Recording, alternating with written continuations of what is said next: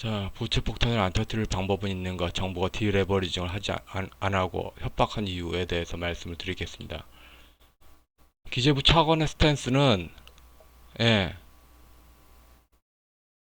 리만 사태 때는 미국은 금리를 안 올렸지만 한국은 금리를 올렸죠. 그런데 지금 미국 이야기하면서 금리를 같이 안 올리겠다는 이야기죠.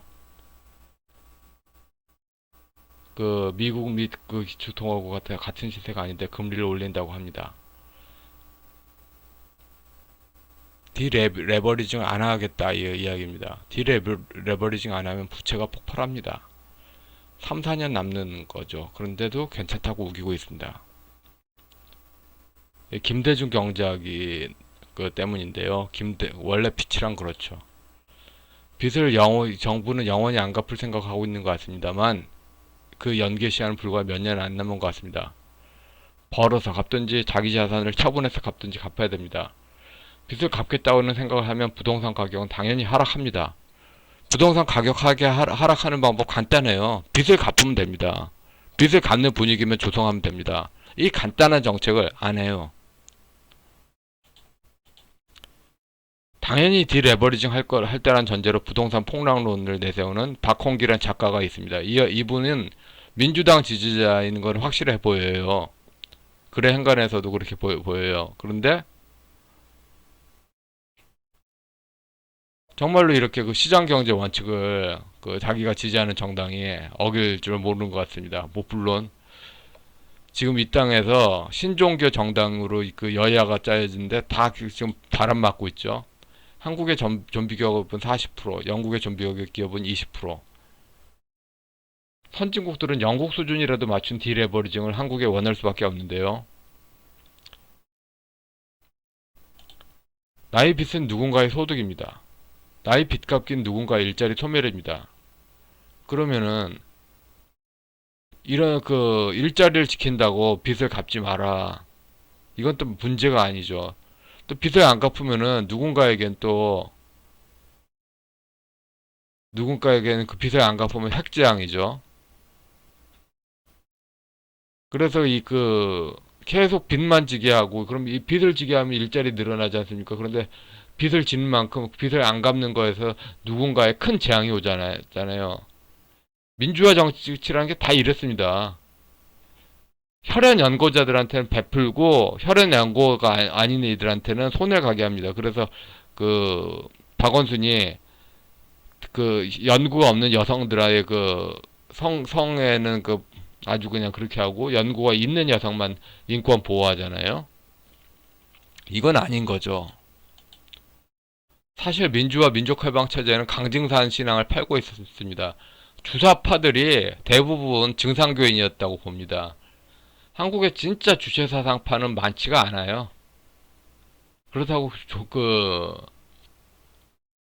제가 결코 긍정평가가 아니에요. 증산교 자체에서 시장 경제로선 답이 없는 함정이 많죠. 영웅의 천지 창조론을 파는 시장 경제는 없습니다. 그 체제는 히틀러 파시즘 경제 비슷하게 갈 수밖에 없어요. 증산교가 파시즘 독재를 사실상 유발하고 있습니다. 증산교를 기독교 외형으로 포장하고 세계교회가 추인하는 구조. 이거 진짜 범죄적이죠. 파시즘 수출하고 똑같아요. 빚을 안 갚는다. 사적 정치 원칙이 없다. 비밀 정치다. 가계부채 대부분은 김대중의 6.15 공학을 이어받은 노무현의 국토 계획인데 이명박 오세훈은 그것을 적극 협력했던 의리였습니다. 오세훈이 아직도 노무현의 국토 계획을 마치 중립적인 양, 그래서 정상인 양, 정상이 아니었는데 말입니다. 금융을 이해를 하지 못했던 겁니다. 한마디로. 금융하고 윤리 문제 이해를 못한 겁니다. 빚을 안 갚는 국가의 임의적 국가계약 해지 움직임이 이 노무현 문재인하고 김정은 평화 움직임인데 당연히 국제사회는 알죠. 빚을 안 갚는 국가, 인기 위주로 막 빚 갚지 말라고 하고 늘어난 직장만큼 인기를 하는 국가가 이제 국가 해지 움직임 한다. 아이고 빚 안 갚고 그냥 그렇게 하려고 하는 국제사회에서 이 행간의 움직임, 문재인, 김정은 평화 이거의 행간의 움직임이 딱 보이죠. 그렇게 국가 채권 문제에서 이런 식으로 그 체제 변동하면, 해가지고, 소멸시키겠다. 말이 되냐고, 말이. 일반인들이 지식인층의 종속이 강해졌고, 그 특정 지식인층에 반대되는 애들을 억압하는 게 4.15 부정선거고, 공론장 왜곡이 자연스럽죠. 부채 무한팽창고 국제사회 외환 시장 문제와 연결됩니다. 국제사회, 그러니까, 국내에서 진압해서 금리 안 올리고 한다고, 국제사회에서 약속이 어긋났다. 그래서 약속에 어긋난 것에 이렇게, 문제를 피할 수가 없죠. 근데 좌파는커녕 우파 구세대들에게도 극한의 어리둥절에 처합니다. 오세훈이 부동산 민심을 아주 오독했습니다. 초반에 이렇게 시작부터 이렇게 그 시작부터 그렇게 그 시대로 그냥 돌아가는 거로 그렇게 딱 강하게 밀어붙이지 않았다면 이처럼 광장에 끌려가는 건 없었다고 저는 봅니다. 근데 그렇게 시작부터 민심을 못 읽고 그렇게 가버렸기 때문에 이건 어쩔 수 없어 보입니다. 근데 어쩔 수 없어 보이는데 이것도 모르는 거죠. 왜냐면은 강증상 신앙 같은 님 신앙, 영웅 신앙에서는 무조건 자기 영웅은 백전백승 해야 되니까 이런 아이들 동화 같은 판타지 같은 거 있잖아요. 이런 게 어른들이 믿습니다. 이게 말이 돼요? 왜 이렇게 됐어? 그러니까 조갑재 씨가 문약 해서 정말 문이 약해서 우파가 망합니다. 문이 약해서 망합니다. 문이 약하니까 무도 못하는 거지. 역사의 책임, 대부분 역사의 책임 논하는데, 논객이 자기가 했던 정책이 30년 지나서, 28년 지나서, 심판의 때가 맞기 전에 대개 퇴장하거든요.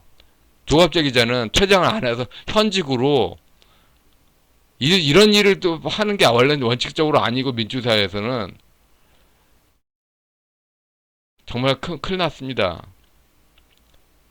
막힌 것만 풀어주면 그렇게 된다. 그 믿음은 또 누가 심었을까요? 막힌 것만 풀어주면 이거 무당 언어잖아. 무당 언어.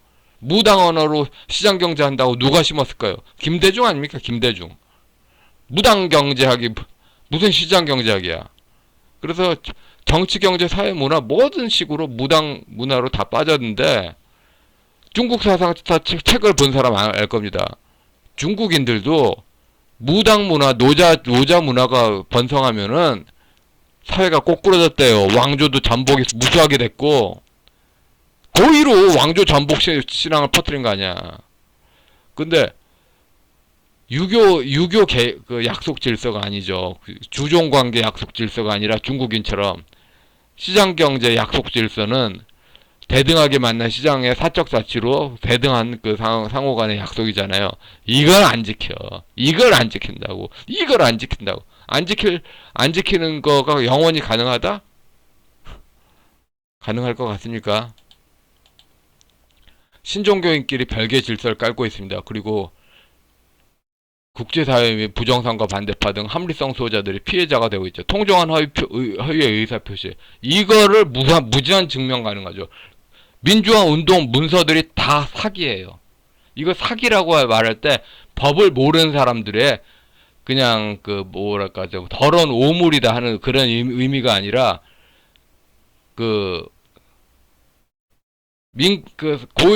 어떤 상대방의 의사의 착오를 유발하게 해서 자기 이익을 노리는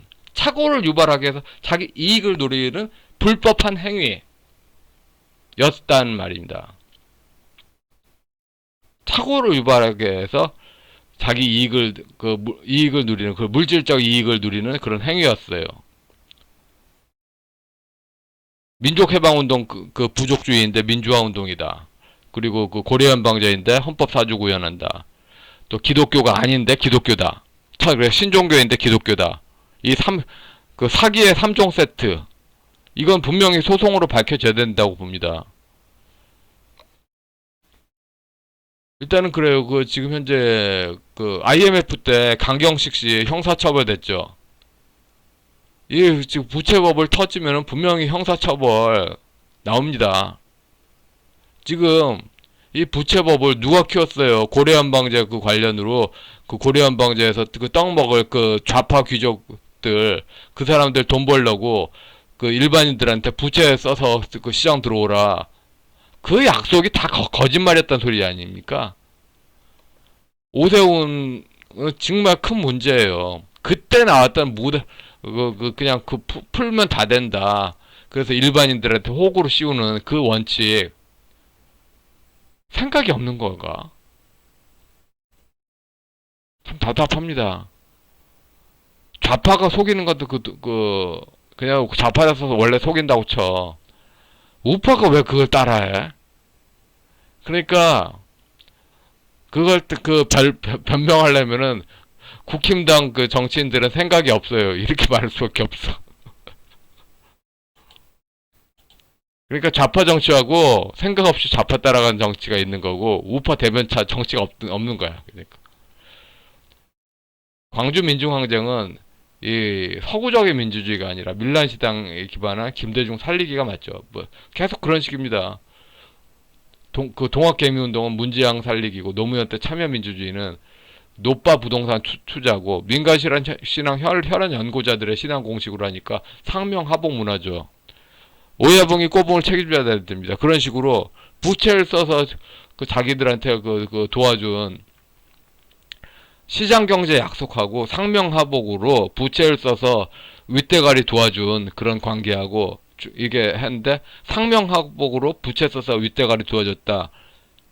이 그 꼬붕을 오야붕이 함부로 할 수 없다. 이 이면의 신종교 무당신앙의 약속이 시장경제 약속을 깨뜨릴 수 있다? 이건 큰 문제죠. 국힘당이 아직도 착각하고 있습니다. 지금 대선 문제는 지도자의 문제가 아닙니다. 1987년 광주 민중항쟁을 전두환이 강경 진압했다. 이걸 대선 의제화 얼마나 간절하게 했습니까? 얼마나 간절했어요. 그때 그 사회 분위기 안 사람들은 다 기억합니다. 간절하게 의제화를 바랬잖아요. 지금 우파는 고려 연방제 정치 경제학의 그걸 고려 연방제 정치 경제학이 우리 사회를 망쳤다. 이거를 대선 의제화 해야 됩니다.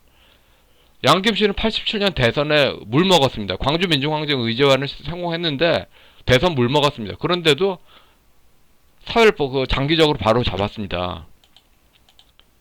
6.15 14 판문점에 이른 정치 경제는 지역 공산당 귀족들의 이익 먹기로 민생 호구가 나타납니다. 김영삼 씨의 광주 민중항쟁 진실 전하기 87년의 각오처럼 고려연방제를 추구하는 정치경제 시스템으로 사회가 왜곡된 것을 전하겠다는 의도로 가면 당연히 민족해방통일전선과 반대의 한 팀으로 그 대선 구도가 짜여지죠. 이기거나 지거나 고려연방제를 무조건 막습니다. 이런 의제로 하면은 국힘당 정치인들 당신들의 감투 방석 이런 거 지키면서 좌파들한테도 이런 판을 깨지 않는 선 요런 잔머리 치지 마시고 제발 좀 정신 좀 차리세요. 제발 좀.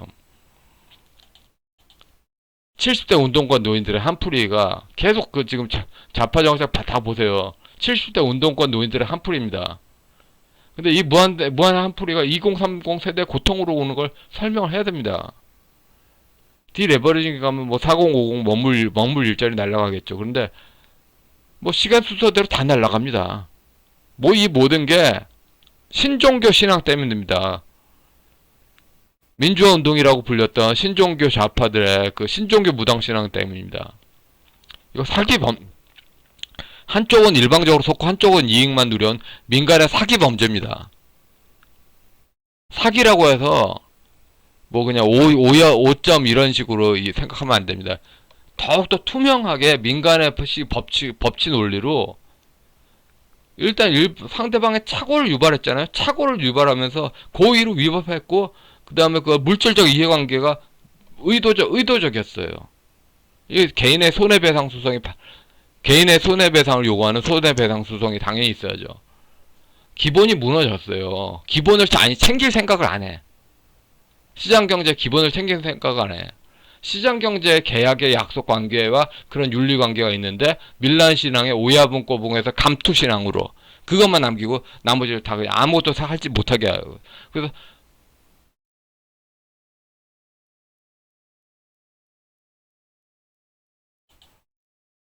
그 저기 이 중국적 사고의 한계라고 말해야 되겠다. 무당신앙 그러니까 기본이 무너졌다는 그 자유민주적 질서하고 서구적 사고의 한계. 그러니까 자기가 그 중국적 신앙이다. 중국적 신앙이 더 낫다. 그리고 신종교를 외면해가지고 다 고통이다. 그렇게 말할 수 있겠죠.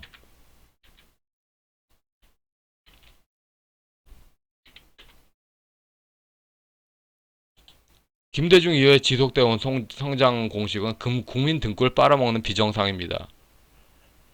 감투 신앙으로 자기 감투만 누리면 된다. 이 국민 등골 빨아먹는 거를 신경 쓰지 말자. 뭐하러 신경 쓰냐. 민생은 알아서 다 되게 돼 있어. 무위이화 이런 말하는 사람을 개새끼라고 부를 수 있는 사회가 돼야 됩니다. 그렇게 말하는 사람들을 개만도 못해 개새끼라고 부르는 그런 사회가 돼야 됩니다. 그러면 이제 이 제목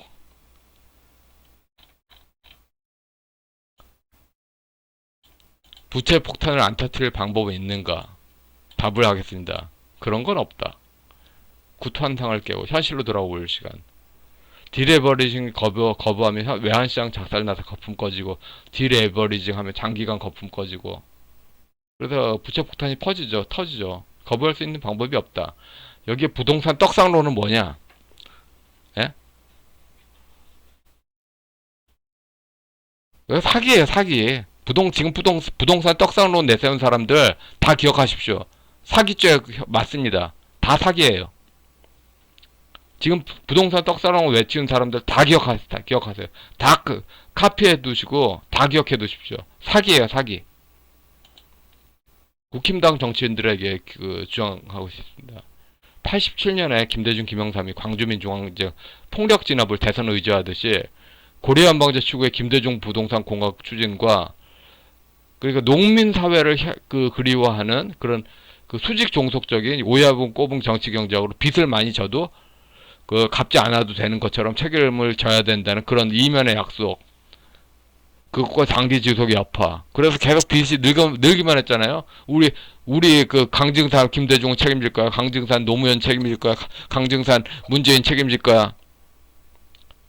이래서 나왔던 이 문제의 여파를 대선 의제화해야 됩니다. 감투 문제가 아닙니다. 감투 문제가 아니에요. 사회가 어떻게 되든 말든 자기 감투만 지자. 이렇게 사고한 사람들 정신 차려야 됩니다.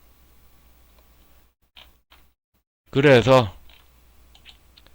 디레버리징 안 하고 협박하고 있는 이유. 결국 남북 문제에서 할 때까지 추진할 때까지 뭐 민심이 깔아지지 않는 거 유발하는 아직도 정치인이 국민 민생은 도외시하고 국민 민생 팔아서 북한 문제로 하려는 그런 의지가 있는 거죠. 예. 그래서 이걸 대선 의지화 해야 된다고 봅니다. 대선 이기든 승리지든 고려 한방제 무조건 안 되게. 예, 여기까지 하겠습니다.